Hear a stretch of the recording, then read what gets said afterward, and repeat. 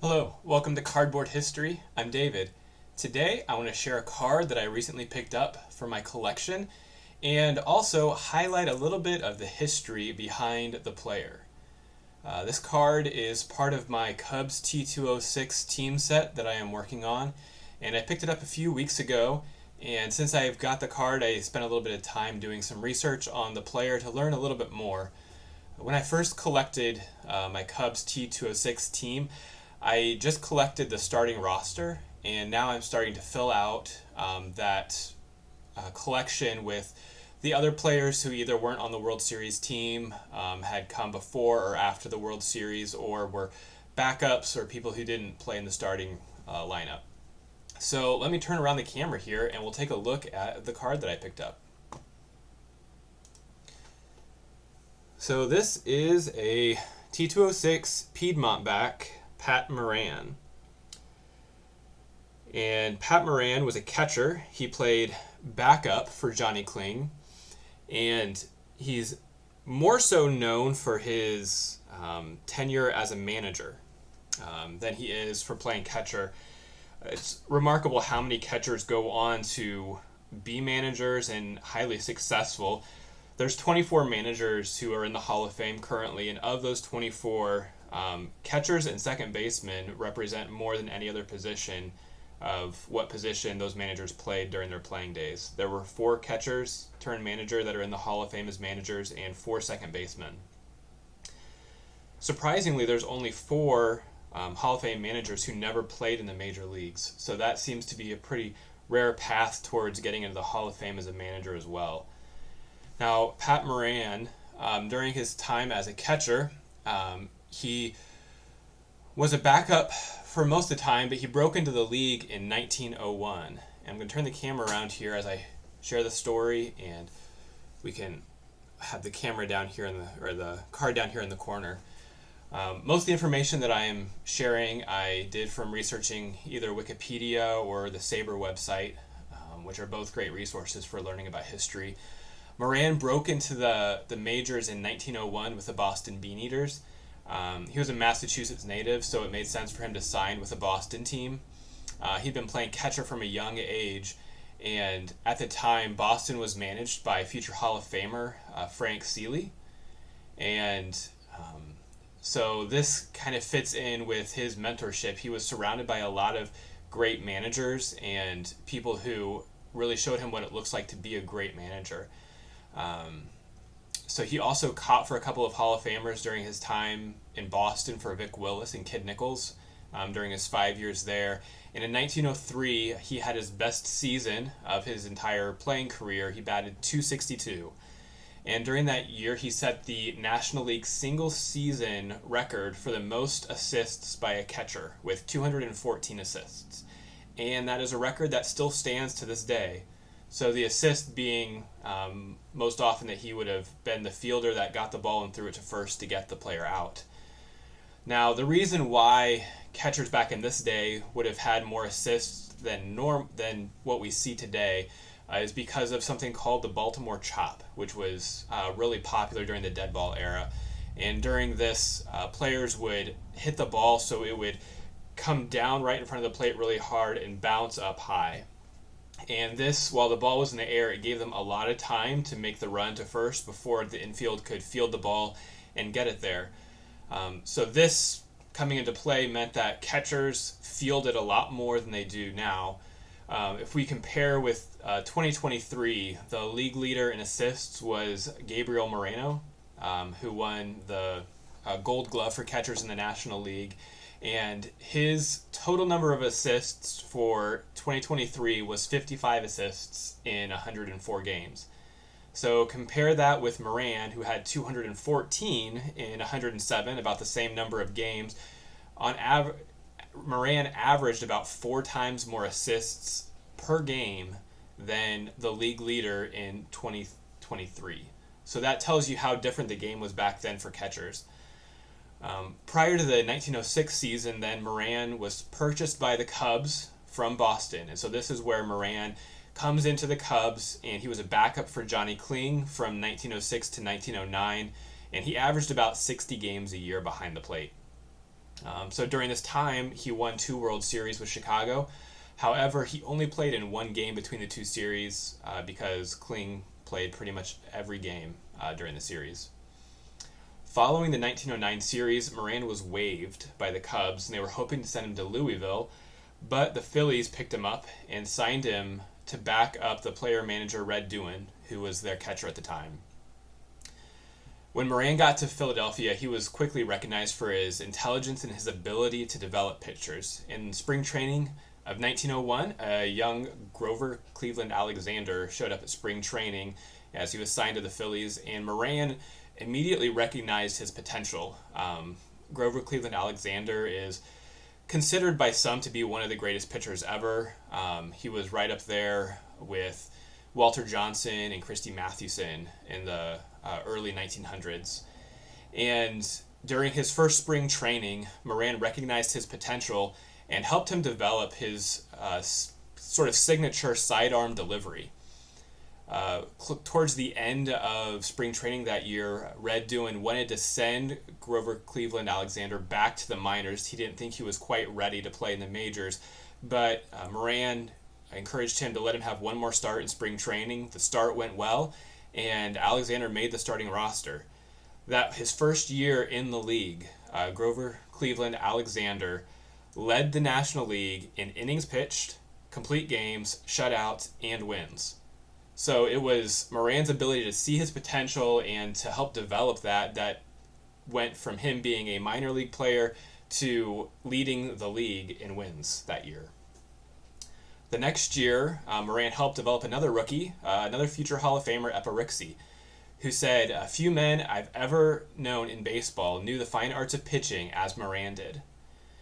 So with Alexander and Rixey, the Phillies finished second in 1913 before they had this huge exodus of players to the Federal League. This was an upstart league that was really challenging the way things were done and trying to be more equitable to the players. And a lot of players from the Phillies left and went to play for the Federal League, and the team dropped to 6th place. Doohan was fired as manager, and that opened the door for Moran to step in and get his first opportunity managing. The first thing he did was go about rebuilding the roster, and he was so successful in this rebuild that the team in 1915 won the pennant by a large margin. They were up 7 games. However, they lost the World Series that year to the Boston Red Sox. This was a team that featured Tris Speaker, Harry Hooper, Jack Barry, Smokey Joe Woods, and a young Babe Ruth. So in his first year managing, rather successful. He made it to the World Series, but lost the World Series. The next 2 years, the Phillies would finish second, just missing out on the pennant. But then the 1917 season saw the owner, William Baker, sell some of his best players and resulted in a 6th place finish. So at that point, Moran started to fall out of favor. His contract was up, and he was let go. John McGraw first tried to sign him as a coach, a pitching coach, up in New York, but then the Reds eventually hired him to be their manager. When Moran got to the Reds, he really came into a same position that he was with Philadelphia, where the team had been dismantled, this time by the war. He was called in to replace Christy Mathewson, who had been called away and sent to Europe with the Allied Expeditionary Force. So here he was again in this situation, dealing with a team that was really dismantled, and in those days, the manager was also sort of the GM. He had to get players and assemble a roster, and so that's what he set about doing. And once again, he was very successful in doing this, and the Reds that year won the pennant. The year was 1919, so the Reds make it to the World Series to face off against the infamous Chicago Black Sox. Now, the story of the 1919 World Series. Most of the time when I've heard this story, it goes something like Chicago was going to win the World Series. It was a foregone conclusion. They were 5-1 odds-on favorite, and it was only because the team didn't try hard that they lost. Statistics actually show a little bit of a different story. The series was more evenly matched. The Reds actually won 8 more games that year than the White Sox did playing in the National League. And going into the series, the Chicago White Sox were figured to be about a 55% chance of winning. There is a really interesting article on Sabre by Kevin Bragg, who did an in-depth analysis on the odds of the series and looking at Chicago to figure out how much the stories surrounding the way that the series was thrown really played into things. And even in Ken Burns' documentary, he talks about how it was kind of clear from the beginning that things weren't on the up and up. But looking at the odds for Chicago, according to the research that Kevin Bragg did, at a 55% odds of winning the World Series, if you compare that to the past the past 40 years of World Series going back to 85, they would have been the fourth lowest odds for a favorite to win. So usually the odds are a little bit higher than that 55% for a World Series win. And things were really evenly matched, and the story typically goes that the odds swung in Cincinnati's favor because there was so much heavy betting on Cincinnati to win because everything was rigged. But really the odds shifted more because Chicago's infielder, Eddie Cicotte, had a sore arm, and that when that news came out, it caused a shift in the odds a little bit more in Cincinnati's favor. So I feel like the story is often told in a manner that kind of makes it seem like Chicago was going to win and that was a foregone conclusion. But really, Moran did a fantastic job with Cincinnati. They were a formidable team that he had assembled, and it would have been interesting to see what would have happened if the series was completely played on the up and up and that Chicago didn't throw the series. Now, the impact of gamblers on the game wasn't just something that impacted Chicago. On Sabre's website, there's a story about how Moran encountered this with Ed Roush, their center fielder. Ed Roush had heard that there was some things that were a little bit off with the series, and he went to his manager Moran with the fears, and Moran felt the need to, going into the eighth game, what could be the deciding game of the series, confront the starter, Hod Eller, and make sure that things were on the up and up, and make sure that nothing was really, that Hod wasn't planning on throwing the game or hadn't been approached. And Roush tells the story that Moran called Eller over and said, Hod, I've been hearing some rumors about sellouts, not about you, not about anyone in particular, just rumors, and I want to ask you a straight question, and I want a straight answer. And shoot, is what Hod replied. And Moran asked him, has anybody offered you anything to throw the game? And Hod replied, yep. And Roush recalls that you could hear a pin drop in the room after saying that someone had offered him money to throw the game. And Eller continued to say that after breakfast that morning, a man had gotten on the elevator of the hotel with him and gotten off with him and offered him $5,000 to throw the game.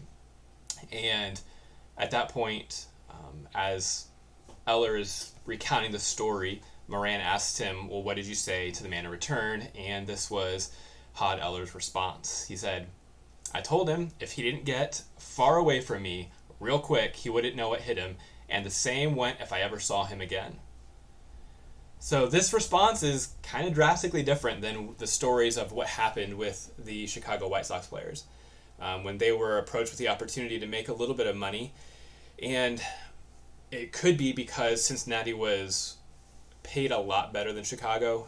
Chicago was called the Black Sox not because of their deceitful nature of throwing the game, but because they didn't have a lot of money, and their owner would even charge them to do their laundry, and so the team just wouldn't do their laundry, and their jerseys eventually turned dark, and hence they got the nickname the Black Sox.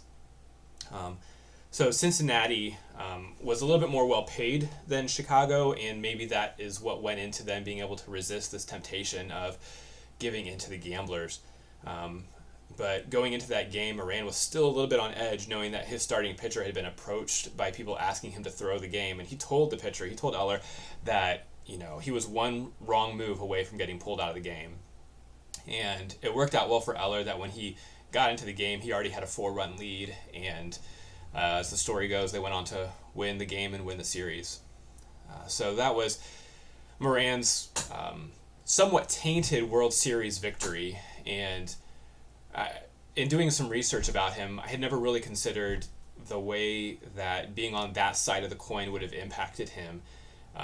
It's a fantastic thing to win a World Series, and certainly many players and managers never get the opportunity.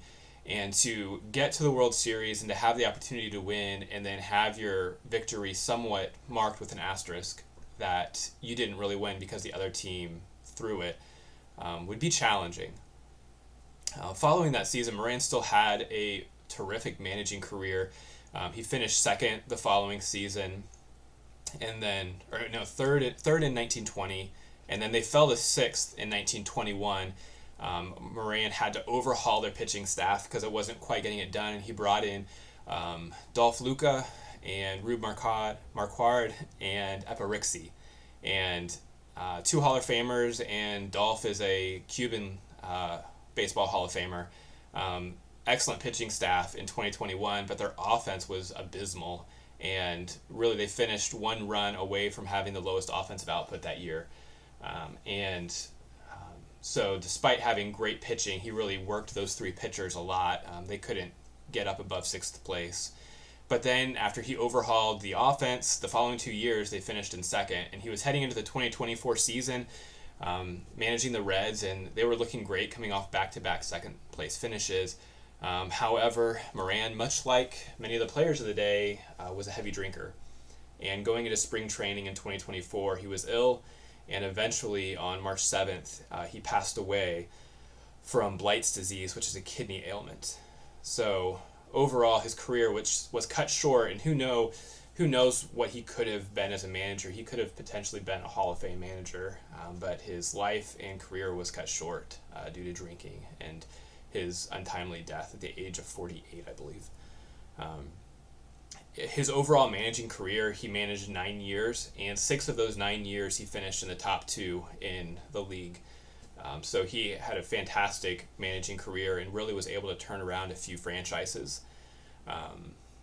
These dismantled franchises were kind of, to me, a mark of what he really could do with a team when he was brought into a desperate situation both times. In his first year, he led the team to the World Series. So that's a little bit about the history of Pat Moran. He's a lesser-known player and manager from the early years of the early 1900s in baseball, but his story is really interesting to me. It was fascinating to see the impact that he had on Hall of Famers like Grover Cleveland Alexander and Epirixi, and just to hear his story and to look at the 1919 World Series from the eyes of the manager who won, but yet is definitely not talked about as much as the Black Sox of that year. So I want to thank you for taking time, especially if you made it all the way to the end and learning all this. And thanks for watching Cardboard History.